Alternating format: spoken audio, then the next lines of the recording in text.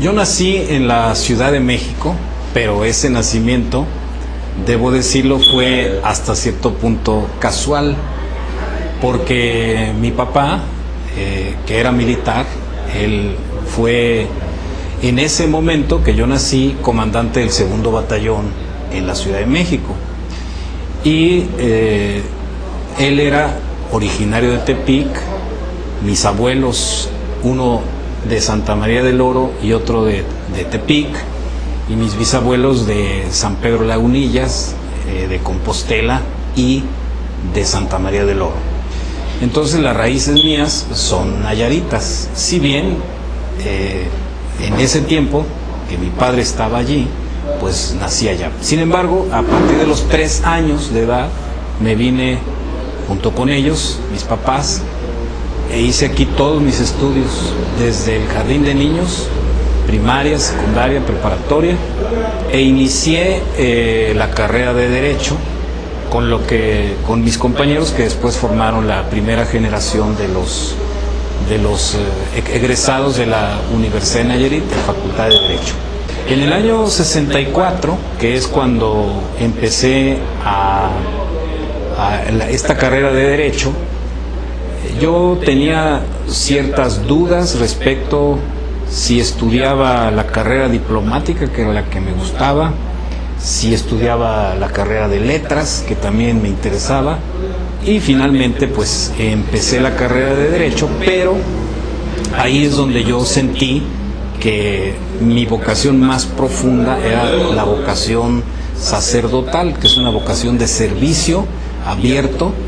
y entonces yo pedí mi ingreso al seminario de la diócesis en el año 64. Durante el verano, después de haber leído, lo que no se debe hacer ni recomiendo a nadie, pero haber leído todo el diccionario de Porrúa, de Historia, Biografía y Geografía de México, de la A a la Z, pues encontré, según yo, algunas fallas, algunos errores, y hice una carta y la envié a la editorial Porrúa, dirigida al padre Ángel María Garibay, que había sido el coordinador de esa edición, para ver qué se hacía, porque ahí decía en el prólogo que quien encontrara errores lo mandara. Entonces mi primera publicación de historia, que no puedo identificar en qué páginas quedó, pero fue para el suplemento del diccionario, que se publicó en 66. Es decir, yo tenía 18 años cuando salió mi primera publicación histórica. Estudié aquí en el seminario diocesano 2 años, humanidades. Después me enviaron, como a la mayoría de los estudiantes del seminario de entonces, a Estados Unidos, al seminario de Montezuma, Nuevo México, un seminario nacional que se fundó en territorio de Estados Unidos con apoyo de los católicos estadounidenses, pero cuya dirección y magisterio estaba a cargo de jesuitas mexicanos. Ahí permanecí 3 años estudiando filosofía. Al término de los estudios de filosofía obtuve, después de un examen, el bachillerato en filosofía y ciencias de la Universidad de Washington, que en Estados Unidos se llama el Bachelor of Arts, o equivalente a un bachillerato intermedio. Y después estudié 3 años más de teología ahí mismo, y el 4º año, por el cierre del seminario, estuve en Tula, Hidalgo. Ese año me ordené sacerdote aquí en Tepic, y el primer año estuve aquí un tiempo en la parroquia de Fátima, aquí en la colonia Mololoa, y dando clases en el seminario. Y después me fui a Roma, donde hice la licenciatura especializada en Historia de la Iglesia Moderna, a lo largo de poco más de 2 años. Regresé acá, estuve sobre todo en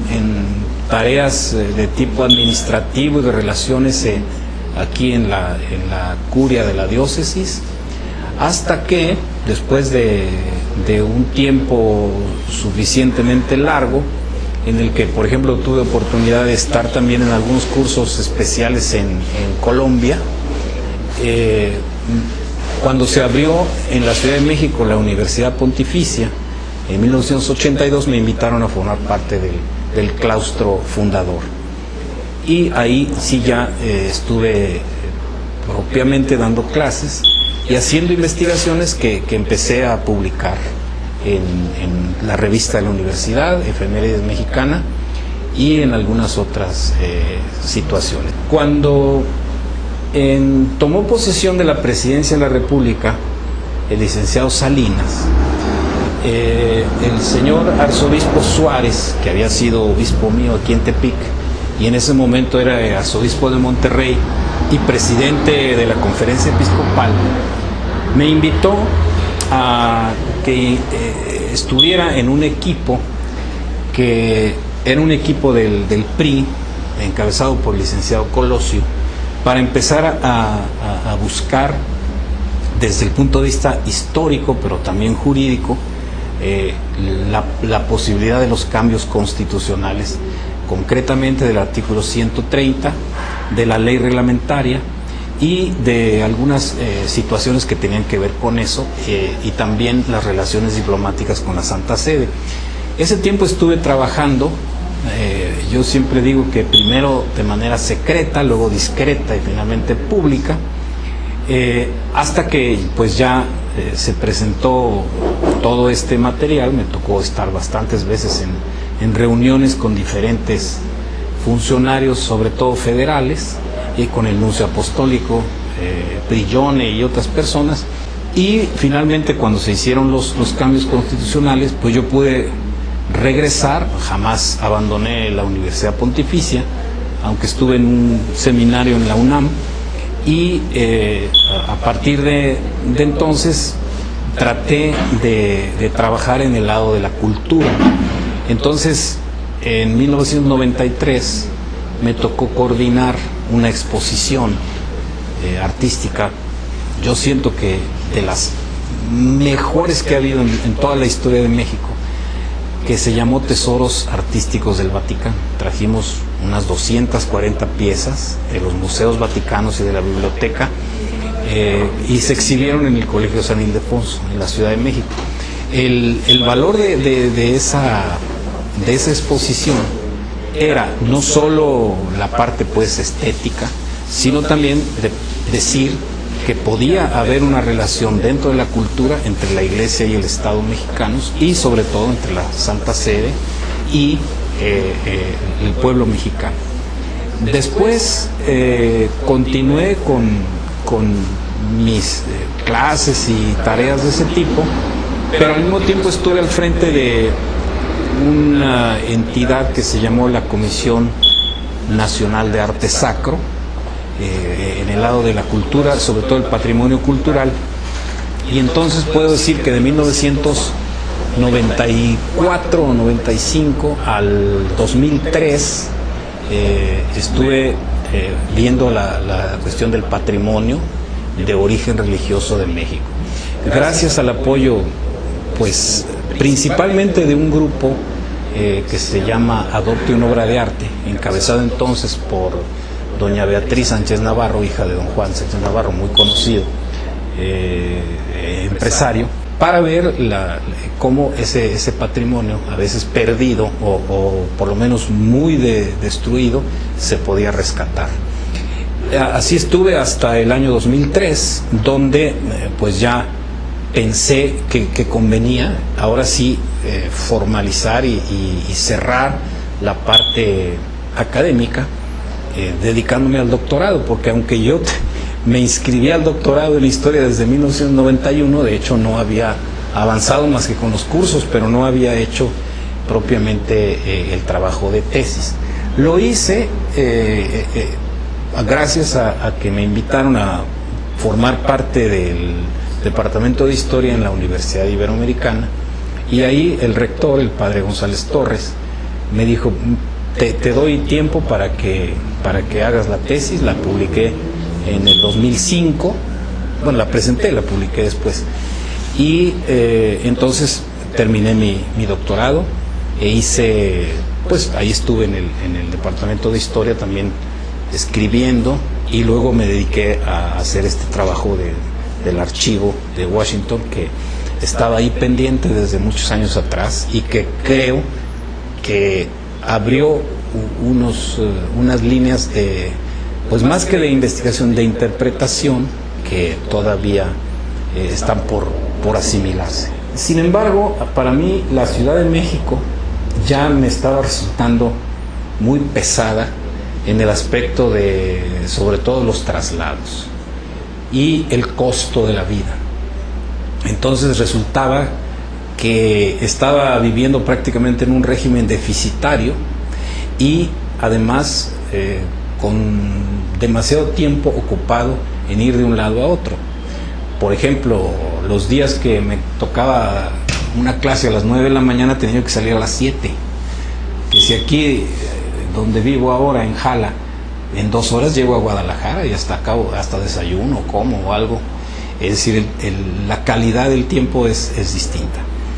Entonces empecé a pensar y en el año 2008 hablé con el señor obispo, Ricardo Batti, que acababa de tomar posesión aquí, y le dije que a mí no había nada ni nadie que me retuviera en la Ciudad de México y que yo quería tener todavía en una edad que me parece todavía productiva, quizá más productiva en algunos aspectos, pues tener la oportunidad de regresar, y que yo de ninguna manera quería estar en la ciudad de Tepic, ni tener a mi cargo una parroquia urbana, porque las parroquias urbanas yo no les veo dónde empiezan y dónde acaban, y la comunidad natural luego no se tiene. Yo quería un lugar más bien rural o semirural, ya no hay nada rural, pero semirural. Y entonces le dije, yo quiero ir a Jala. Yo conocí a Jala, nunca bien, pero ya tenía esa idea. Entonces arreglé todo allá en México, en la Iberoamericana, y algunos otros compromisos, y le dije yo al rector, terminando el año 2009, el semestre, para no dejar nada a medias, ya me retiro y me vengo para acá. Entonces, los últimos meses, es un año y 3 meses, he estado ya en Jala, ahí como párroco, y pues debo decir que hay muchas cosas que rescaté yo de mi infancia, como el tiempo, como la comida a sus horas, como cierta tranquilidad externa, y que pues sin descuidar las exigencias, porque se trata de un lugar con demasiado peso de tradiciones religiosas que a veces exigen levantarse a las 4:30 de la mañana o ir en una procesión o cosas por el estilo. A pesar de eso, todavía la calidad de tiempo es mucho mejor que la que tenía yo en México. De manera que algunos proyectos de escritura que tenía pendientes, uno de ellos acabo de terminarlo, la biografía del cardenal Suárez Rivera, que ya le entregué a la imprenta, y ahora quiero ver si puedo trabajar en algunas investigaciones locales, tomando en cuenta, por ejemplo, el archivo parroquial, que es bastante bien conservado y amplio, para aportar algo aquí a la gente de Nayarit. Sí, bueno, la Academia Mexicana de la Historia es un organismo que viene desde el siglo XIX, que no es ni universidad, ni colegio, ni escuela, sino es una, pues podríamos llamarla cofradía o comunidad de historiadores, que hay como una especie de autoelección, es decir, los que pertenecen a la academia deciden quién puede ingresar o quién no, y que no es de mucha gente. Podríamos darle, si se quiere como interpretar de qué se trata, darle como el sentido de un senado, digamos, un grupo en cierto modo cerrado, no crea que tan abierto, pero ahí pues se discuten algunas cuestiones históricas de bastante de peso. Por un lado es una distinción, algo que se adquiere solo después de mucho tiempo y de mucha obra publicada. no es, digamos, un lugar donde va uno a aprender algo inicial, sino al contrario, hay que aportar. Pero al mismo tiempo, pues es un espacio también de trabajo que pues puede rendir frutos. Y el estar en relación con ese grupo, que es parecido al de los académicos de la lengua, por ejemplo, que tienen, pues es muy estimulante y por otro lado muy exigente. Pero teniendo uno, digamos, ese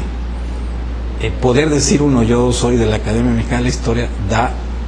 un cariz a la actuación muy distinto de no tener eso. Podría incluso ahí formar parte alguien que no fuera historiador profesional, pero que tuviera obra publicada. Pensando en los personajes, por ejemplo, que formaron parte de la Academia en el siglo XIX, pues está don Joaquín García y Casbalceta, que fue un gran investigador sin haber tenido título de historiador, y posteriormente, por ejemplo, el padre Garibay,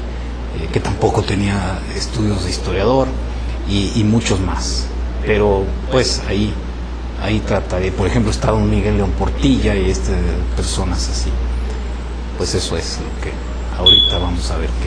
qué sigue.